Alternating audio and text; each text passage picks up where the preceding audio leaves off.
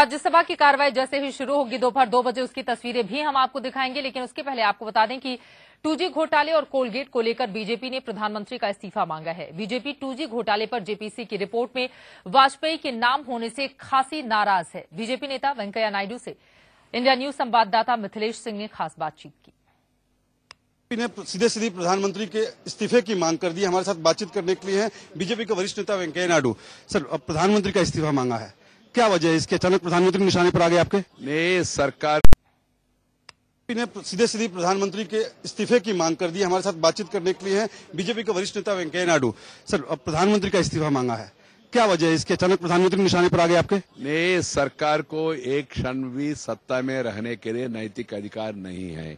एक के बाद एक घोटाला आ रहे और एक घोटाला में जो फंसे हुए लोगों को सरकार संरक्षण दे रहे, प्रधानमंत्री खुद सरकार का अध्यक्षता कर रहे। इसलिए हमने सोचा प्रधानमंत्री तुरंत इस्तीफा देना चाहिए। आपने देखा जेपीसी जिस तरह का काम कर रहे, आपने देखा कोयला घोटाला के संदर्भ में सर्वोच्च न्यायस्थान का आदेश के बावजूद इन्होंने प्रधानमंत्री कार्यालय का अधिकारी और यहाँ का कानून मंत्री दोनों ने सीबीआई को बुलाया और उनसे बातचीत किया और रिपोर्ट को वेट किया और कुछ परिवर्तन भी किया है, ऐसा जानकारी आ रहा है। सभी मीडिया में देश भर में चल रहे और इसके साथ ही साथ आपने देखा होगा किसी घोटाला में अभी तक किसी को सजा नहीं मिला।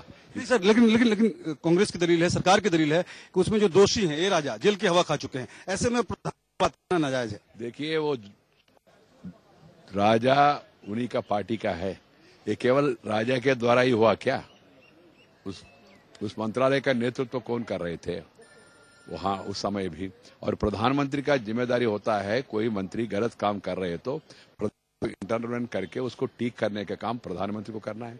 प्रधानमंत्री विफल हो गया काम करने में, कोयला में हो गया, टेलीकॉम में हो गया और कॉमनवेल्थ गेम्स में हो गया, सभी में, इसरो में हो गया। इसलिए प्रधानमंत्री को अभी सत्ता में रहने के लिए कोई अधिकार नहीं है। ये हमारा मांग है, प्रधानमंत्री को इस्तीफा देना चाहिए और कानून मंत्री अश्विनी कुमार को तुरंत बर्खास्त करना। यूपीए लेकिन कलेक्टिव रिस्पांसिबिलिटी के लिए मानने को तैयार नहीं है, कहती है कि इसमें प्रधानमंत्री कहीं दोषी नहीं है, वित्त मंत्री कहीं दोषी नहीं है। नहीं, कलेक्टिव होना चाहिए, सेलेक्टिव होने से काम होगा नहीं। कारण क्या है, जो भी निर्णय दिया है ये पूरा कैबिनेट का निर्णय है और प्रधानमंत्री उसका नेता है, इसलिए प्रधानमंत्री को इस्तीफा देना है। हमसे बात करने बहुत जाहिर तौर पर अब बीजेपी का मानना है कि सेलेक्टिव होने से कुछ काम नहीं चलेगा, कलेक्टिव होने की जरूरत है, जो कि संविधान के तहत सामूहिक जिम्मेदारी बनती भी है।